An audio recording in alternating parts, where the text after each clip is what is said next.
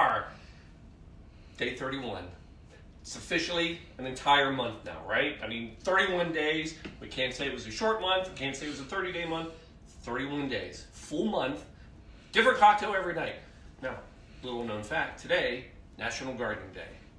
I don't normally celebrate it, but I'm looking for any reason to really come up with a drink anymore. So, by God, I got your gardening drink. We're doing a Pimm's cup, quarantine style, and I'll tell you why that's a garden drink.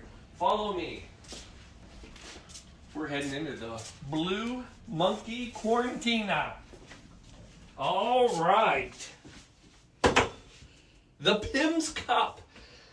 Now, some of you, I would just get this out of the way, my New Orleans friends, or anybody that's been to New Orleans, has probably had a Pimm's cup. It is a very popular and famous drink in New Orleans. But that's not the actual story. We'll get to New Orleans in a little bit. But we're going to start off where it came from. Simple drink, by the way. Notice, don't even need these today. Easy. Easy peasy, great, light summer. It is the perfect summer drink. What is it? All right, 1823, John Pimm. John Pimm actually owns an oyster house. It's actually called Pimm's Oyster Bar in London. Now, what you got to know, in 1823, oysters probably aren't like some fantastic food to eat. You really need to knock some alcohol down when you're drinking or eating oysters to take care of yourself. So, one of the popular drinks back in the day was gin. Here's the problem. Gin in 1823 was rot gut. It was worse than a raw oyster. Well, how about a rotten raw oyster? Man, that's a tough one. I'm not saying that anymore.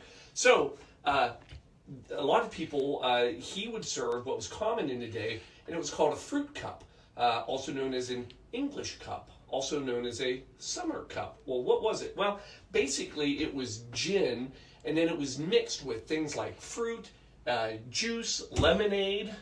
I'll get to that in a little bit. And it was thought to help. It was actually, well, we'll get to the digestive part of this in a little bit. So anyway, he created his own version of it. And so basically, you could look at this, a summer fruit cup, summer cup. Basically, it was just like gin and fruit. Matter of fact, one of the things that he was quoted as saying back in 1830-some was sipping on gin and fruit, laid back, with my mind on my money and my money on my mind. John Pimm, yeah. No, a lot of people don't know that. All right, I might even stretch a little bit there. But anyway, so it was kind of a gin and juice type drink, all right? So, how do you make it? Well, let's talk about how you make this, and then I'll get you to New Orleans, right? So, again, all this really was, so Pimm's, number one. So he ends up creating his own little mix, right? It's a gin base. That's what Pimm's is. Well, let me be clear. Pimm's number one is a gin based with all of these other flavors, botanicals, fruits and berries, I don't know, nuts, twigs, whatever. It's delicious. But he wasn't cocky. Like, he didn't name it Pimm's number one because he's like, yeah, this is the best stuff. It's number one. Pimm's number one was the one he made with gin. He actually made Pimm's number two, which was with scotch. He made Pimm's number three, which was with rye. He had Pimm's number four, which was rum. He had Pimm's number five. It went all the way to Pimm's number six, which was vodka. Most of them are all gone now. They make the vodka one every once in a while, but Pimm's number one was the first one. It was with gin and then his little mix of juice. So how do you make this?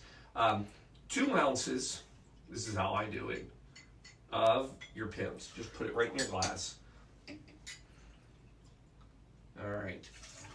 Now, the next thing you need, now this is where we start to split off into different directions. In England, right? So that's where we're living right now. We're living in England, we're in London. They add lemonade. But you have to understand, lemonade in England is different than lemonade in the U.S. Lemonade in England is a carbonated beverage that's not quite as sour as our lemonade plain. So, in order to make their lemonade, we're going to go with 2 parts of our lemonade. All right.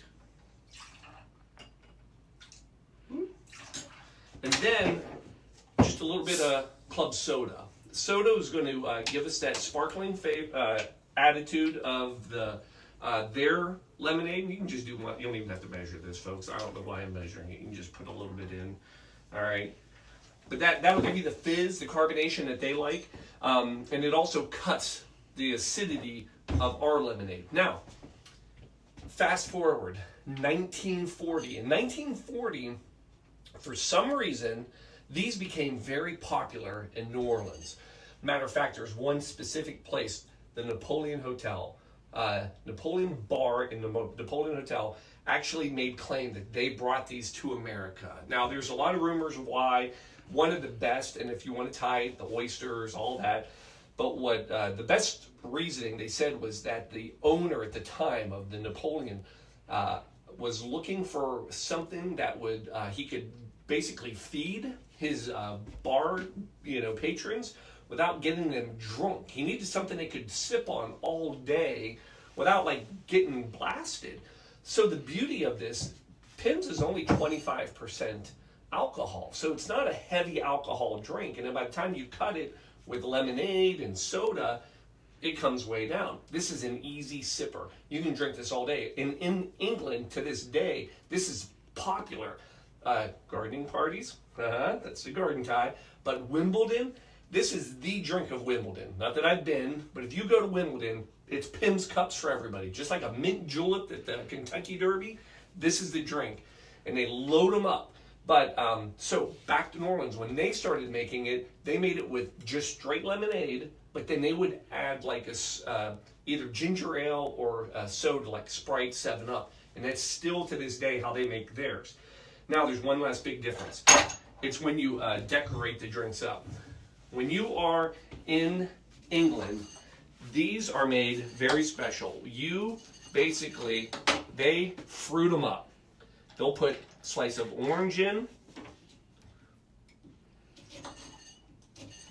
There'll be slices of lemon that they will get in there. It's like a damn gin sangria is what it is.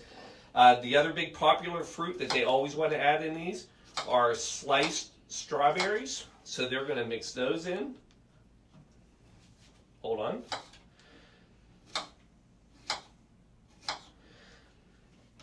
And then, one last thing, mint. They're always going to have mint, tarragon sometimes, but mint for sure. Now, go U.S. U.S. is not as much fruit, but there's one thing they, and this is typically how you will find it. They will put a slice, so we're going to pay a little homage to both. They'll put a little bit of cucumber on the side, and then we're going to garnish it up with one on the side. Last thing, because to me, this is still not ready. You have got to come on in here and National Gardening Day and Emergency. Two things that are going to keep you healthy. Thanks, Emergency, for not sponsoring our show. And you're just going to give that a little bit of right on top, and that's going to give you a nice botanical fruit citrus smell as you drink it. And again, we've kind of combined the two, but this is about as legit as you can get on a Pimm's cup quarantine style. So again, this is a great easy drink all day long. Hold on, this is almost going to overflow. I got to fix it. Oh, it's really clean. This is, most people when they see Pimm's, I believe they think it's like either French or Italian or something like that. They're afraid of it. But this is a very easy drink, smooth. It's just got a little bit of an herbal flavor. Now, last thing I'll leave you with is this. A lot of people want to know, they will talk about this drink as being either an aperitif or a digestif. Meaning an aperitif is when you drink before you eat. Digestive is when you typically would drink after.